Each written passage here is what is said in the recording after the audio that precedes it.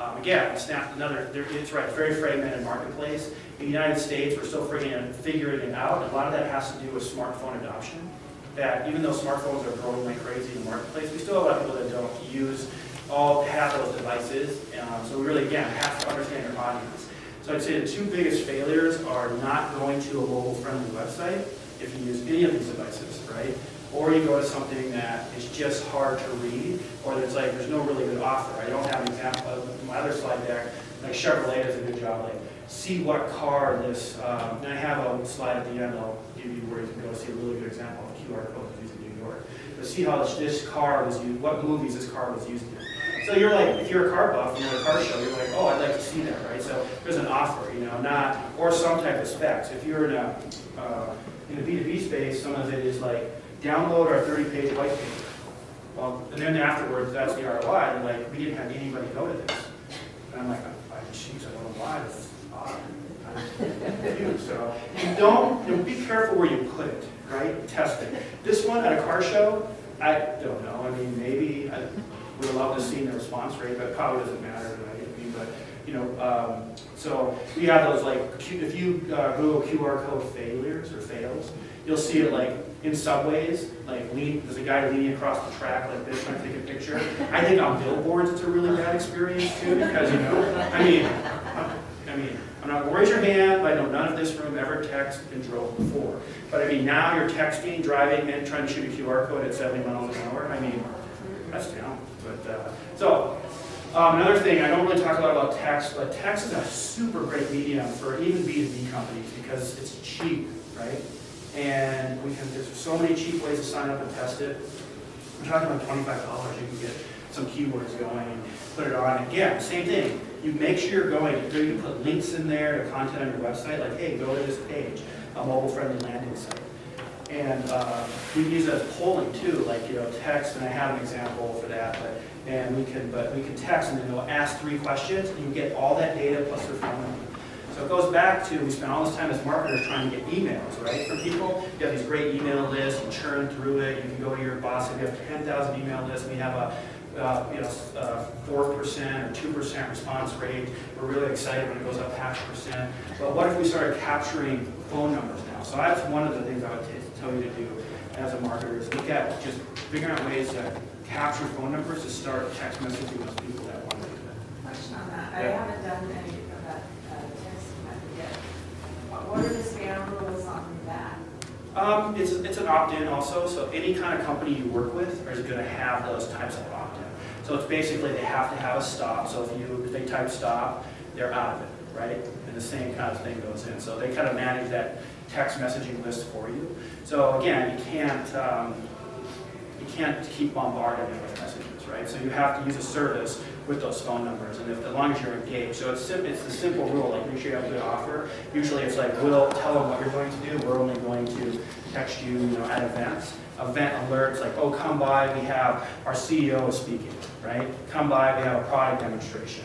Or see a video of our truck in action. So around an event, it works really well because people are answering. It takes, like, I have another slide, it's 90 minutes to answer an email now, I mean roughly sometimes, 90 seconds to answer a text. So using text around events is a really kind of a good opportunity. And again, not getting everybody, but what if you get those few people that are really interested, right?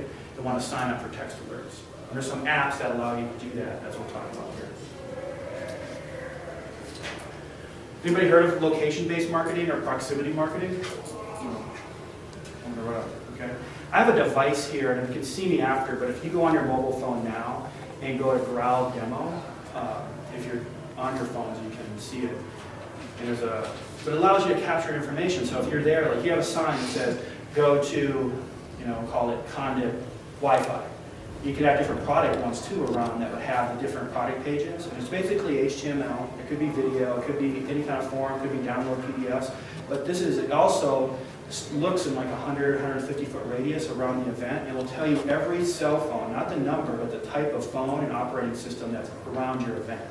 So that's very powerful too, because then you start to get data on that. But it allows you to capture information. It's an awesome lead generator. So I brought a device that I think is probably one of the best devices out there right now to actually handle it. We can put a 3G or a mobile dongle on it, and we can actually then update it from anywhere in the world as long as we have a signal and pull down reports from it. So if we want to change it every night about a product offering or the event, then we could just switch it out online and then download all the leads and information like that. So the proximity marketing device, I would say, is something that I'm seeing as a big positive in the event space. So again, I have one here, and we can, if you want to see it or learn more. That's the, if you go on your Wi-Fi here, it'll be browsing and you can see the page that's on. Augmented reality, anybody heard of that? It's probably something that's, I'm seeing more and more of an event, and it's basically where you're bringing the experience onto the phone. And I have another, I'll give you a URL you can go to see it. And I think we have...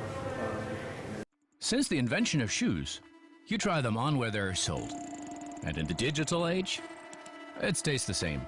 We call it virtual shoe fitting, a technology that turns regular outdoor media into virtual shoe stores.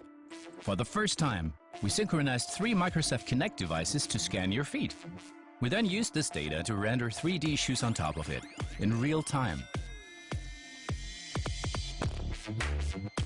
To launch our technology, we went to the most frequented places, central stations. You start by selecting any model and size.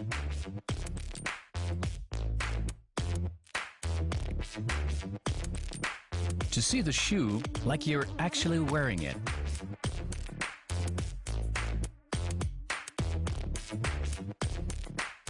Finally, we made shoe fitting social. So if you're not sure about the shoe, you can share a snapshot with your friends via Facebook. Once you've made a decision, QR codes with your model and size info lead you to the mobile checkout to get it delivered the next day. In the end, we created a new way to use outdoor media, and the fact that you can try on any shoe from the online store makes this the world's largest shoe store. That's augmented reality. But again, using a mobile phone, but using that kind of screen kind of technology to capture it. The NFL had one where for the Super Bowl, where you actually go online on your phone and you're actually peering into the dome, right? And then you click on it and go into the locker room, into it. So think of it as like virtual tours of your plant or virtual tours of your trade show and go, oh, see our, see what it's like to drive our equipment, right? So you take your phone, you snap a QR code, you go into that experience, and then you can start playing with technology just like you were there. So that's really what that means by augmented reality, right? There is a certain reality when it's playing through the device. So we're seeing a lot of that.